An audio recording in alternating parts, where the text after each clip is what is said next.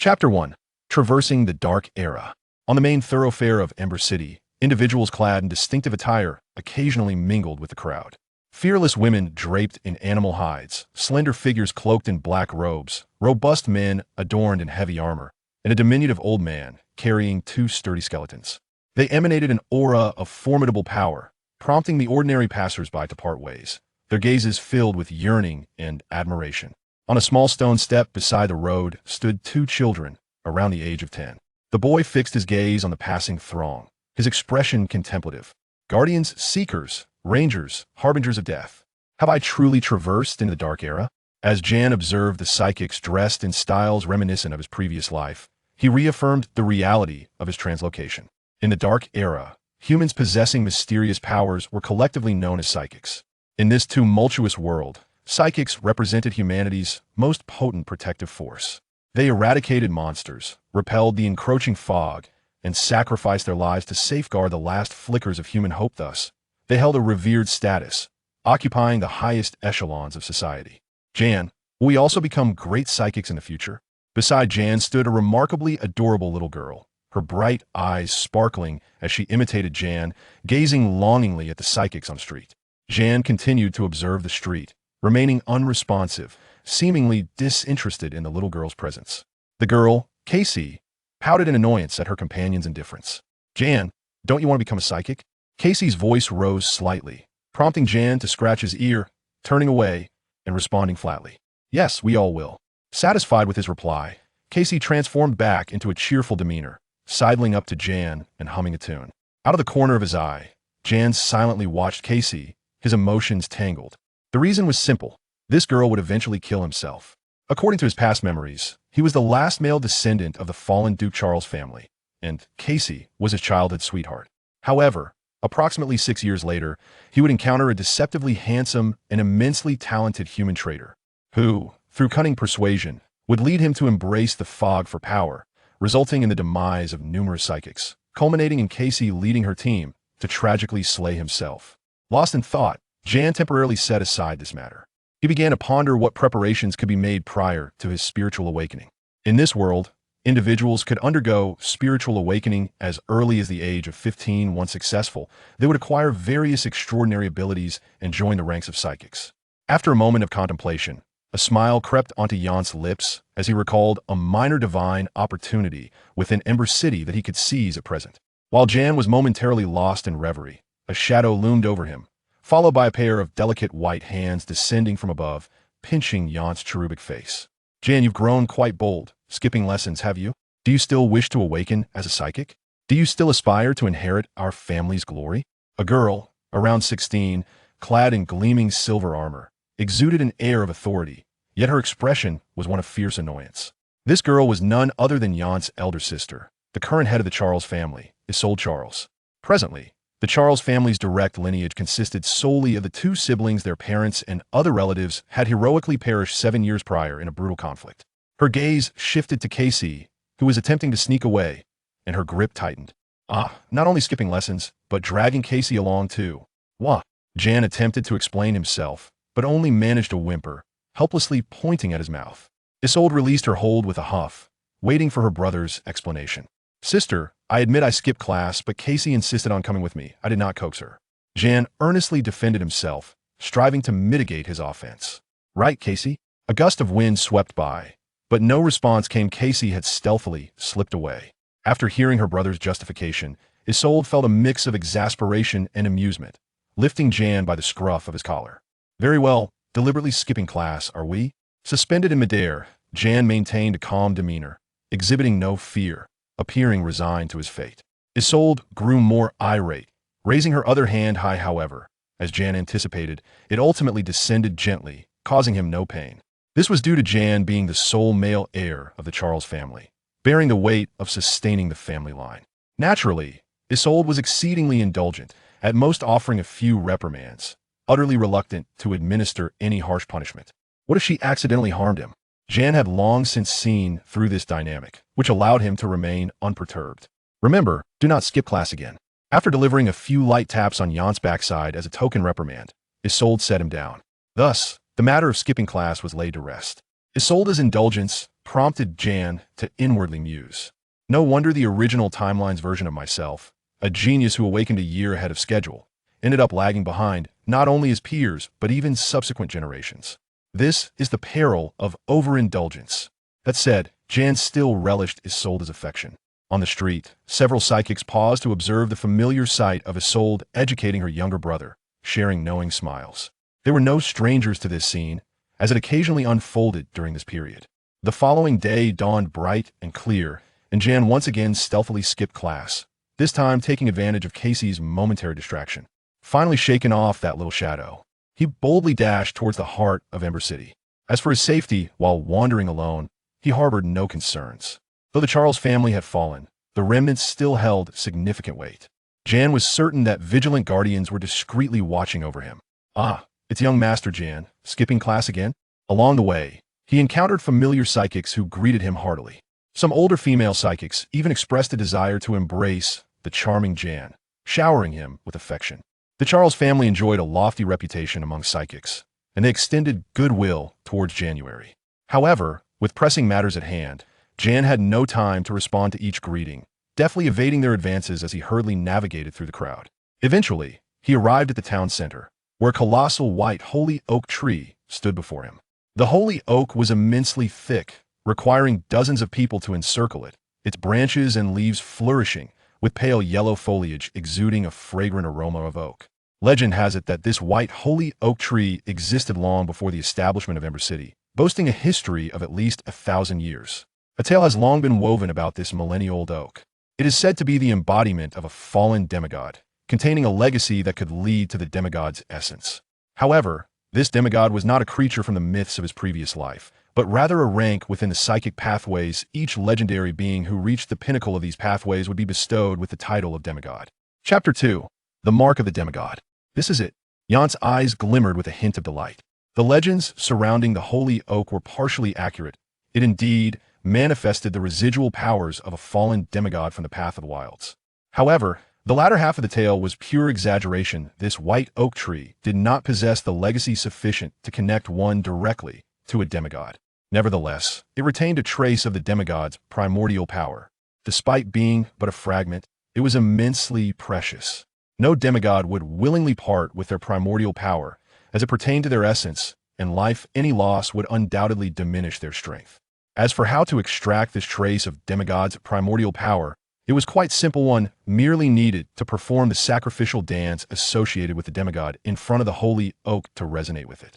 In the original timeline, approximately 20 years later, a descendant of the demigod's priest would visit this location, repeating the sacrificial dance to obtain the demigod's primordial power, thereby acquiring a formidable initial physique. Fortunately, a player captured the sacrificial dance and uploaded it online. I remember it even made the trending list at that time. Zhan closed his eyes, replaying the video of the sacrificial dance in his mind. Upon his rebirth, Zhan possessed an extraordinary memory, allowing him to recall everything he saw, even his past lives' memories, with remarkable clarity. Opening his eyes, Zhan moved in accordance with his thoughts, beginning to dance the sacrificial dance as depicted in the video.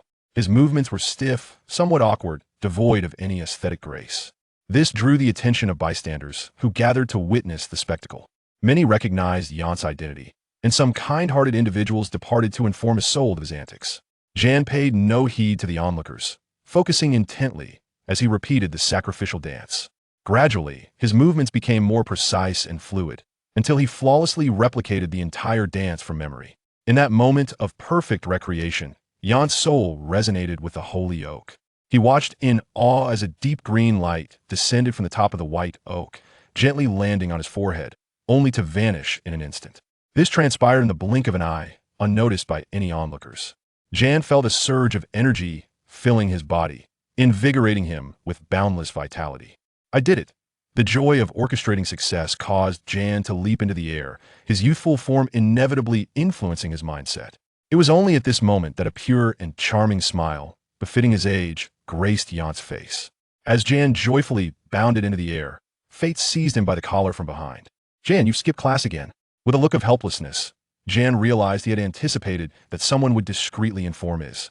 Clad in shimmering silver armor, it turned Zhan to face her, the gentle breeze tousling his hair, drawing her attention to the hint of verdant green upon his forehead, causing her pupils to constrict. With a swift motion, she embraced Zhan, pressing his small head against her right shoulder to prevent the revelation of the mark upon his brow. That hurts. As his forehead collided with the armor, Zhan cried out in pain, instinctively attempting to look up, only to find ISS' arm unyielding. Realizing something was amiss, he obediently stilled. Is maintained her stern expression, as always, reprimanding him. Come home with me, we shall have a proper talk soon. Naturally, she navigated through the crowd towards the Charles estate. The onlookers, amused by the scene, chuckled good-naturedly before dispersing. Inside the Charles estate, is set Zhan down, her demeanor serious as she inquired. Zhan, what is the meaning of the demigod mark upon your forehead? Demigod mark is produced a crystalline mirror, allowing Zhan to see for himself. In the reflection, a leaf-shaped emerald green mark adorned Jan's forehead, exuding a rich aura of life. Confusion swirled within Zhan, according to his memories. The individual who acquired this strand of demigod origin energy 20 years hence did not bear such a mark. What was happening?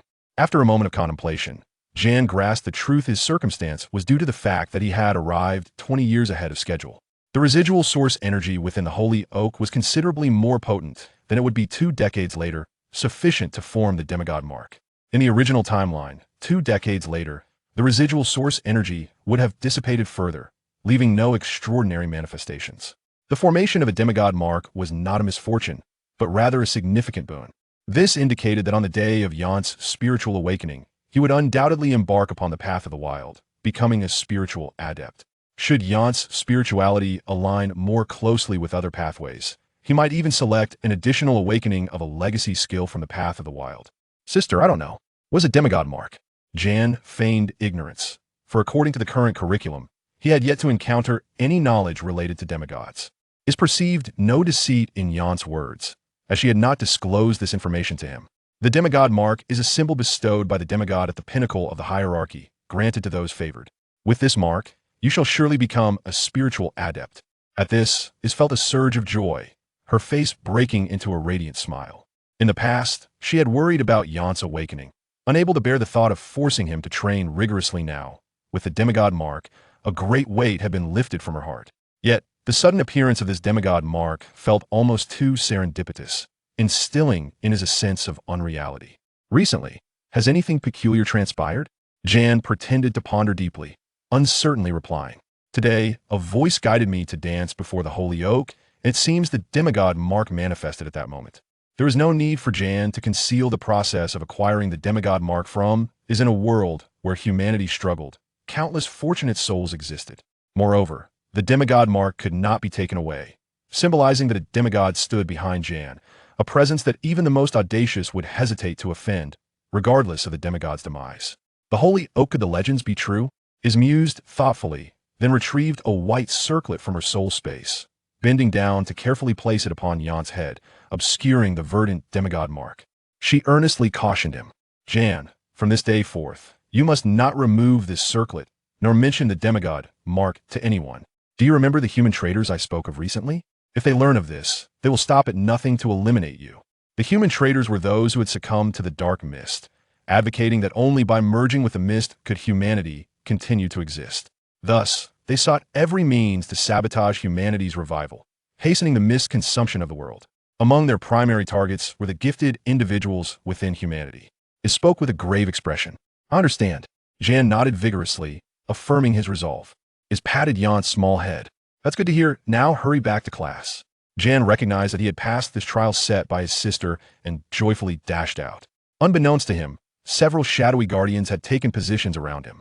After reinforcing Jan's protective measures, is promptly made her way to the residence of one of the high-ranking officials in Ember City, her superior, the half-elf commander of the elite guard, Constance.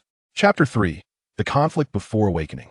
5 years swiftly passed, during which Zhan made no further attempts to seize other opportunities. Instead, he diligently attended classes, relentlessly trained, and endeavored to unearth the potential within his body, preparing himself thoroughly for the impending awakening. The other opportunities either required him to become a spiritual adept to access or were located far beyond, even in the outer realms. Within the Charles family estate, Zhan, now 15, stood confidently in the center of the hall, his handsome visage complemented by a tall and athletic build, exuding a sense of calm maturity. In the world of the Dark Epoch, the average lifespan of ordinary humans was around 150 years, with true adulthood being recognized at the age of 30. Spiritual adepts enjoyed even longer lifespans, their lives automatically extended with each promotion. Yet, few ever lived to see the end of their days, as many succumbed to death midway through their lives. Sister, I wish to participate in the upcoming awakening ceremony. Very well. Is's eyes sparkled with affectionate indulgence. She was well aware of Jan's capabilities and readily consented, as this was indeed her plan all along. On the night 7 days later, high above Ember City, a blood-red crescent moon hung ominously, shrouded in a veil of mysterious clouds, concealing the terrors and enigmas within. Since the invasion of the dark mist, the blood moon had perpetually loomed over the world, and humanity had grown accustomed to it, the ethereal nature of the original moon long forgotten by the majority. The Fireseed Valley, one of the vital facilities surrounding Ember City, served as the site for spiritual awakenings. During each awakening, the perimeter was heavily guarded by the military to ensure no assaults could occur. However, this time, the spiritual awakening ceremony fell off. Only 7 half-elves were present to oversee the guardianship. At this moment, dozens of 15-year-old apprentices who met the basic requirements gathered here, on the cusp of their first spiritual awakening ceremony. Amidst the throng, Zhan leaned against a wall, his expression aloof, exuding a mature demeanor that rendered him strikingly conspicuous among the apprentices. It seemed that, much like previous cohorts,